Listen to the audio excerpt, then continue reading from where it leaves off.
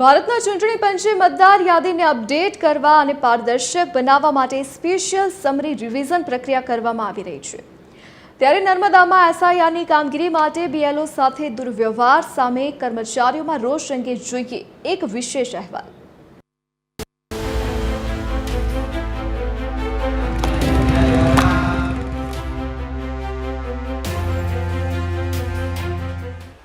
નર્મદામાં એસઆઈઆરની કામગીરી યુદ્ધના ધોરણે ચાલી રહી છે, પરંતુ આ માટે શિક્ષકો અને આંગણવાડી કર્મચારીઓને ફરજિયાતપણે બૂથ લેવલ ઓફિસરની કામગીરી સોંપવામાં આવતા કર્મચારીઓમાં ભારે અસંતોષ છે।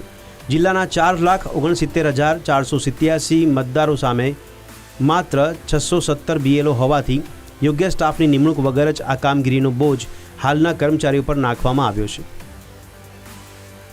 અમારું એક જ દરખાસ્ત છે કે આગળ આ જે કામગીરી છે આંગણવાડી વર્કરને ના સોંપે, ગામમાં અન્ય ઘણા બધા લોકો છે, યુવાનો શિક્ષિત, યુવાનો બેરોજગાર છે, એમને સોંપવું જોઈએ, જેથી કામગીરી પણ વહેલી પતે અને એમાં પણ સરળતા રહે।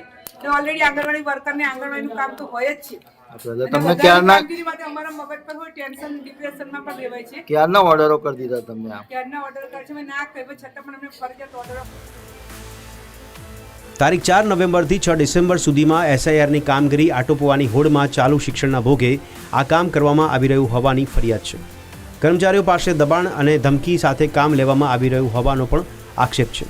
કર્મચારીઓને કડકડતી ઠંડીમાં રાજપીપળા મામલતદાર કચેરીની લોબીમાં ગાદલા પાથરીને બેસાડીને કામ કરાવવામાં આવી રહ્યું છે, જ્યારે નેટવર્કની સમસ્યાને કારણે પણ કામગીરીમાં વિલંબ થઈ રહ્યો છે।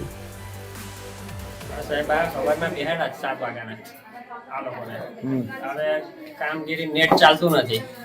હવે હાલ અત્યારે 1 કે 2 ફોર્મ ભરેલા છે ને કામ બિલકુલ ચાલતું નહીં। હવે કહીએ છે તો અહીંયા આપણે ગામની કામગીરી પણ બગડે છે ને અહીંયા કામ થતું નથી।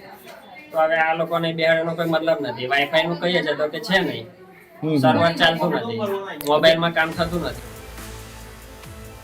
એનએસયુઆઈએ ધરણા પ્રદર્શન અને રામધૂનનો કાર્યક્રમ યોજીને વિરોધ કર્યો હતો, જ્યારે મામલતદાર કચેરી ખાતે આંગણવાડી મહિલા કર્મીઓએ પણ આવેદનપત્ર આપીને પોતાના પ્રશ્નો રજૂ કર્યા। પરંતુ હવે જોવાનું એ રહેશે કે બીએલઓ સાથે થઈ રહેલા દુર્વ્યવહાર પર તંત્ર શું કામગીરી કરશે।